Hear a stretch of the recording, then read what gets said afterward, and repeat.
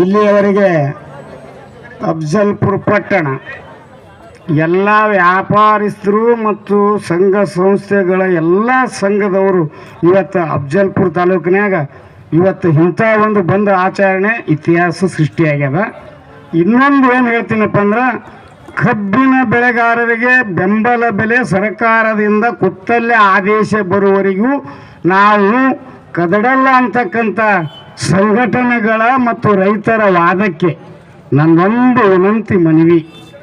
ಯಾಕಪ್ಪ ಅಂದ್ರೆ, ಅಫ್ಜಲ್ಪುರ ತಾಲೂಕಿನಲ್ಲಿ ಈಗಾಗಲೇ ಇವತ್ತು ಬಂದಿಗೆ ಕರೆ ಕೊಟ್ಟರೆ ಇನ್ನೊಬ್ಬರು ಅವರು ಕೂಡ ಇದೇ ಇನ್ನೂ ಉದ್ದೇಶ ಇಟ್ಟುಕೊಂಡೇ ಅವರು ಟೆಂಟ್ ಹೊಡ್ಕೊಂಡು ಅವರು ಅಲ್ಲಿ ಉಂಡು ಉಪವಾಸ ಸತ್ಯಾಗ್ರಹ ಅವರು ಕೂತಾರ.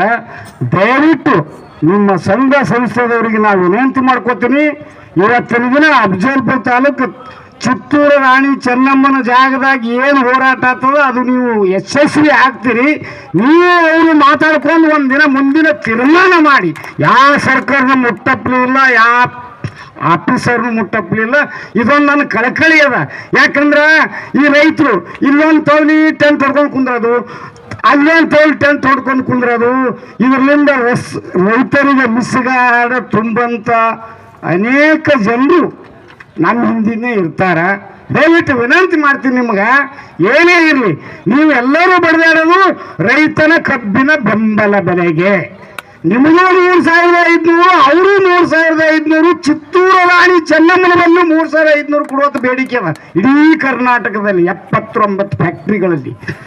ದಯವಿಟ್ಟು ನಾವು ಈಗ ನಿಮ್ಗೆ ಬೆಂಬಲ ಅದನ್ನೇ ಅದ, ಇಲ್ಲಂತೇನಿಲ್ಲ, ಪೂರ್ತಿ ಬೆಂಬಲದ. ಆ ಬೆಂಬಲಕ್ಕೆ ನೀವು ಅವರು ಕಲ್ತು ಒಂದೇ ವೇದಿಕೆ ಮಾಡಿ ನಾವು ಹೋಗಿ ನಮ್ಗೆಂದು ಸಿಗ್ತದೆ. ಫ್ಯಾಕ್ಟ್ರಿ ಬಂದ್ ಮಾಡೋಣ, ತಹಸೀಲ್ ಆಫೀಸ್ ಬಂದ್ ಮಾಡಮ್ಮ, ಪ್ರಾಣಿಕೂ ಸಿದ್ಧಾರಾಗಮ್ಮ.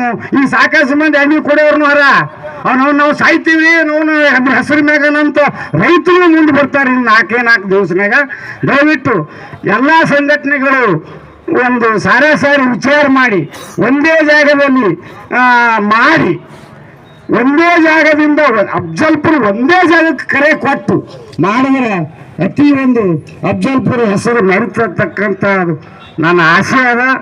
ತಮ್ಮ ವಿಚಾರಿಸಿ ಏನು ನಿರ್ಣಯ ತೋತ್ರಿ ಸಂಘದವ್ರು ತೋರಿ.